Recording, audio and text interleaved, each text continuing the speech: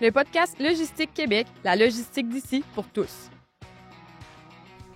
Bonjour Billy, bonjour Jacques. Allô? Aujourd'hui, on reçoit Jacques pour parler des perspectives dans le domaine de la logistique, puis un peu à quoi s'attendre pour le futur de la logistique dans les entreprises. On va se lancer, Jacques, avec une question qui nous titille. Puis c'est quoi la place de la logistique dans tes yeux, là, dans ta façon, dans ta vision? C'est quoi la place de la logistique là, dans les entreprises pour le futur? Là? Ça va être quoi, cette place-là? Alors, bonjour, merci. Ça va être un peu paradoxal ce que je vais dire, mais malheureusement, on est dans un contexte qui, je pense, va amener une plus grande place dans de la logistique puis des chaînes d'approvisionnement, parce qu'on sort de la pandémie, parce qu'on est en période de récession, parce qu'éventuellement, il y a des conflits. Tout ça, ça a amené, on l'a vu, des perturbations dans l'approvisionnement des matières, des engorgements de ports, des problèmes d'approvisionnement. Donc, la logistique et la chaîne d'approvisionnement, là, à mon avis, pour les 5-10 prochaines années, ça va être central pour les entreprises. Comment s'approvisionner, comment maintenir des bons prix dans un contexte d'inflation, comment aller chercher le maximum de productivité de chaque dollar, comment continuer à offrir des bons services, des bons produits dans un contexte où la main-d'œuvre est plus rare. Tout ça, ça va ramener... La logistique était déjà bien placée dans les entreprises, là. C'était clair. Ouais. Mais là, tout le monde est capable de fabriquer un produit à un prix quelconque. Mais c'est le distribuer, puis aller chercher tes matières premières, puis s'assurer que tu es capable de faire ça dans un bon délai, sans avoir de surcoût partout, à toutes les différentes étapes, qui va être extrêmement important. Puis si on met avec ça toutes les pressions environnementales ou de productivité ou de meilleure utilisation des ressources, ben tout ça, c'est de la logistique puis de l'approvisionnement, du meilleur transport, c'est réduire les pertes, que ce soit de temps ou de mauvais processus. Donc, vraiment, pour nous autres qui est dans la logistique, dans la chaîne d'approvisionnement, ça va être extrêmement important. Puis je pense que les gens ont commencé à le voir. La population en général, les nouvelles, depuis des années, on n'a jamais parlé autant de transport, de conteneurs, de bateaux, de trains, de pénurie. Les aéroports, sans dessus. Exactement. Donc tout ça, vraiment, je dirais pas que c'est des belles années parce que c'est un contexte un peu plate, là. Mais effectivement, je pense que ça va être des années très importantes pour la logistique et les chaînes d'approvisionnement. On en parle des fois, là, c'est un peu le spotlight que des années 2000 sur les TI. J'ai l'impression qu'on est en train de faire un shift, mais vers la logistique, puis c'est ça qui s'en vient. Oui, c'est une très belle analogie. D'entrée de jeu, tu disais malheureusement, la logistique va prendre une grande place. Parle-nous un peu du malheureusement.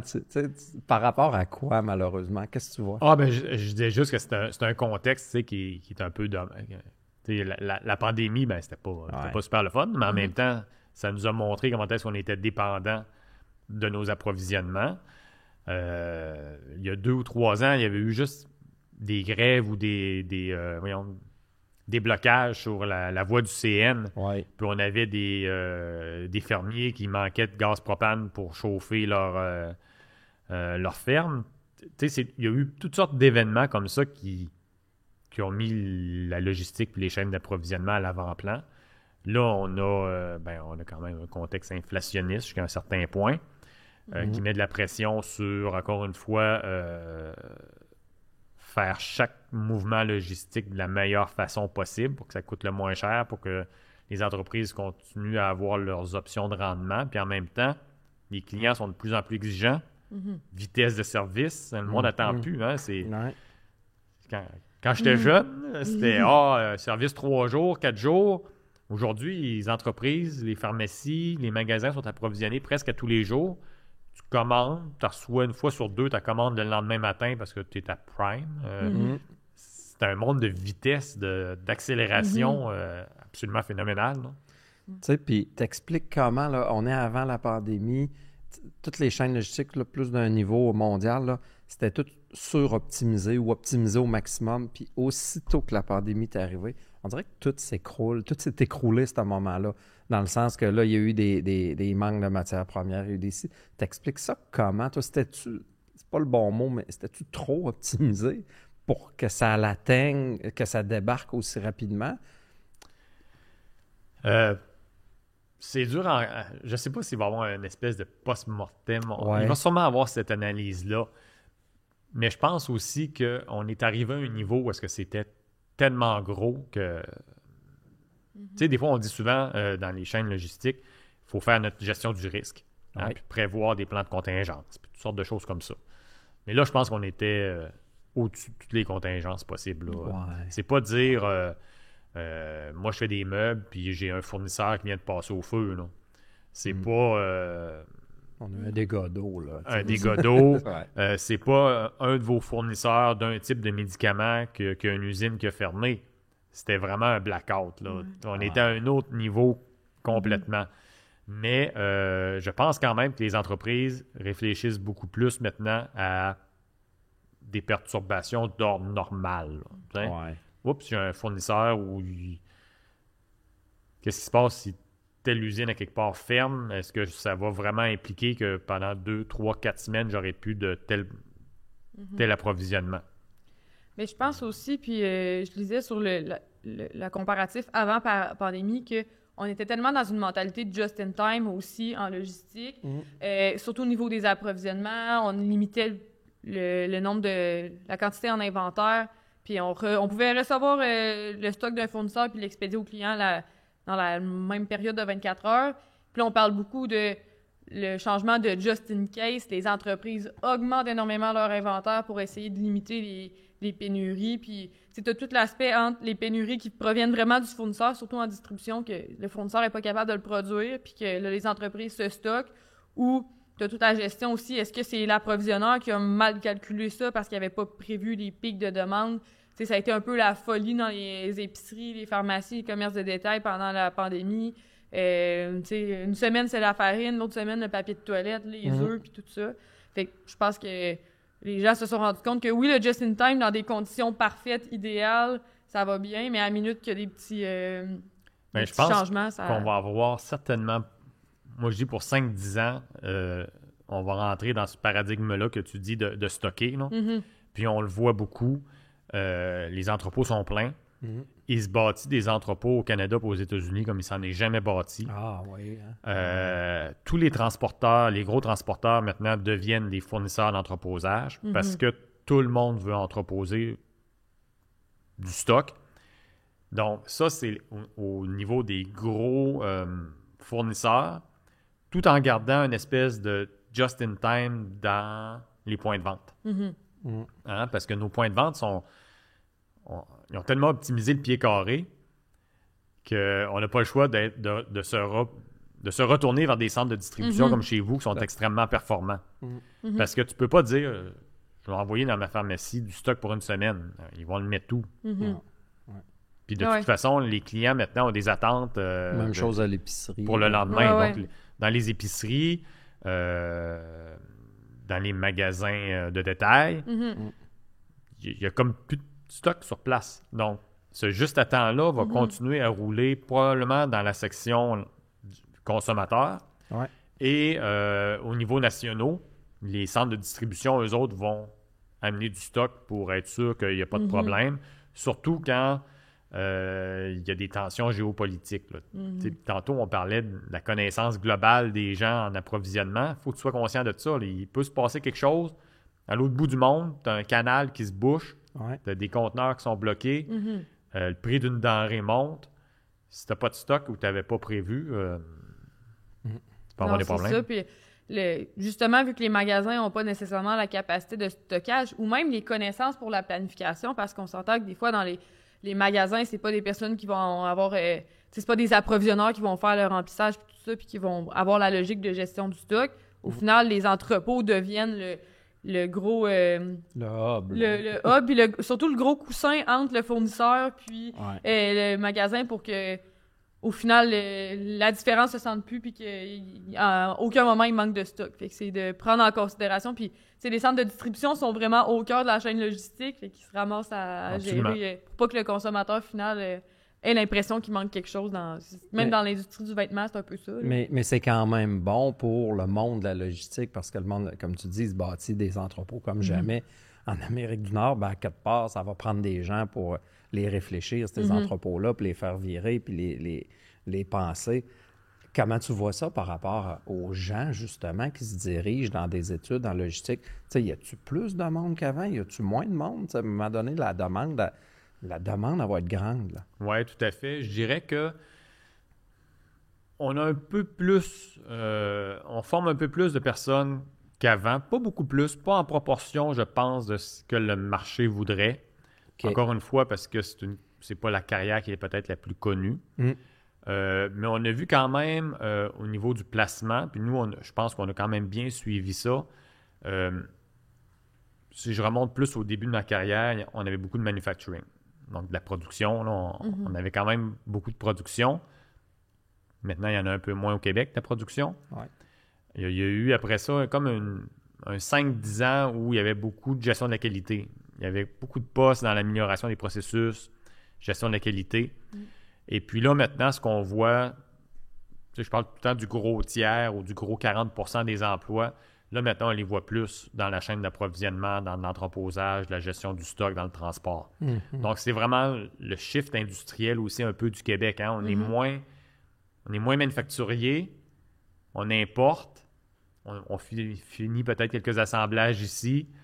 Donc, on a moins de planificateurs de production, plus de gestionnaires des approvisionnements.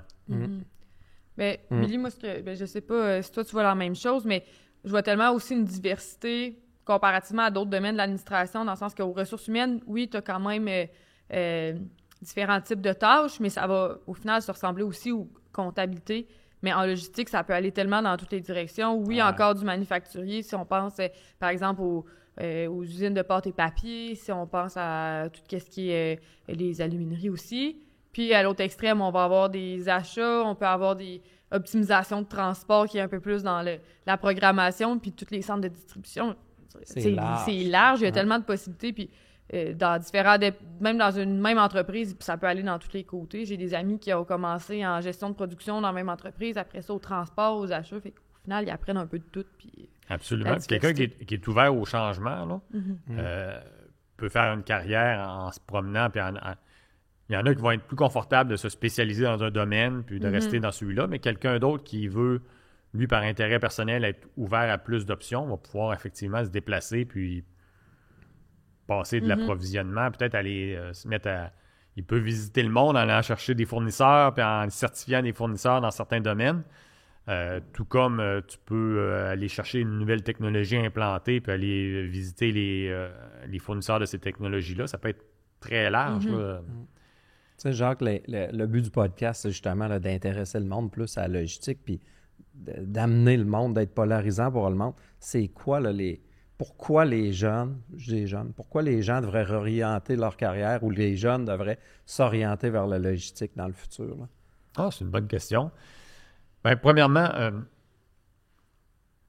je pense que c'est un domaine qui est tout le temps en évolution. Autant au niveau de l'informatisation, si les gens aiment jouer dans l'informatique, dans le technique, que dans l'automatisation, les équipements, de la technologie. Donc, je vais dire, c'est sexy. Moi tu sais, ton entreprise, dans 5 ans, elle va être complètement différente qu'elle l'est aujourd'hui. Ça va changer. Ça ne sera pas toujours ton même bureau. Ça va être, tu vas avoir des nouveaux équipements, puis c'est de la valeur, là, c'est des sous, tout ça. C'est tout le temps des nouvelles implantations. Il se passe quelque chose cette semaine, ta job dans 2 semaines, elle va être différente. Il y a une tempête de neige, tu vas avoir une semaine de travail qui va être complètement différente de celle de la semaine passée. C'est n'importe quoi, je veux dire. Gadon, ils ont décidé de fermer le tunnel à Montréal, puis ils ne l'ont pas dit à personne. Toute ta logistique est complètement variée. Vous allez être obligé de mettre un autre entrepôt. On va passer par où? C'est un domaine qui change tout le temps, qui va changer avec l'humeur de l'économie, qui va changer avec les tendances sociales, l'électrification des véhicules, vos centres de distribution au niveau de la récupération de l'énergie ou de la gestion de l'énergie, c'est plus comme avant.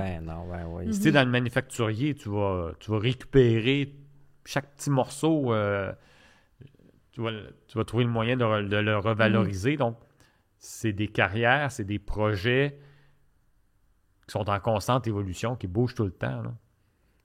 Oui, c'est vraiment intéressant, puis c'est vrai. Puis, tu sais, aussi, moi, une des choses que j'ai remarqué, c'est le volet humain. Des fois, qu'on oublie de l'aspect logistique, dans le sens qu'il y a des gens qui travaillent aussi à coordonner, malgré le fait qu'il y ait de l'automatisation, il y a tellement de personnes qui gravitent autour de ça pour s'assurer que ça fonctionne, que je trouve que la logistique, c'est un peu de tous les autres départements de l'administration. Tu as l'aspect budgétaire, des coûts à contrôler, tu as l'aspect distribution, l'aspect ressources humaines, fait que je pense que ça peut rejoindre vraiment un peu tout le monde, puis des fois, les gens comprennent pas bien. Je sais pas, toi, combien de fois tu as dû l'expliquer dans tout ton parcours, c'est quoi la logistique? Moi, ça m'arrive souvent, puis sûrement que Billy aussi. Là, mais... Ça, c'est sûr. Puis quelqu'un qui, comme tu l'as dit, quelqu'un qui veut un emploi varié, tu n'as pas le choix, tu travailles avec plein de monde, parce que va falloir que tu fasses l'interface entre des équipes sur le plancher, donc peut-être un peu, à la limite, un peu de gestion de personnel, pas gérant, mais gestionnaire.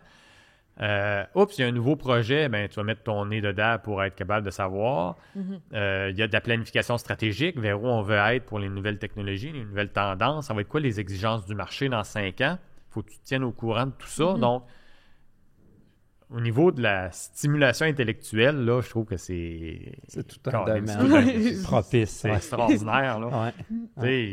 Il y a 10 ans, on disait « Oh, des robots! » Il y avait des robots qui vont être dans les entrepôts. Là, maintenant, il y a des robots qui se promènent tout seuls. Puis la prochaine étape, ça va être aller chercher des unités dans des boîtes. Là.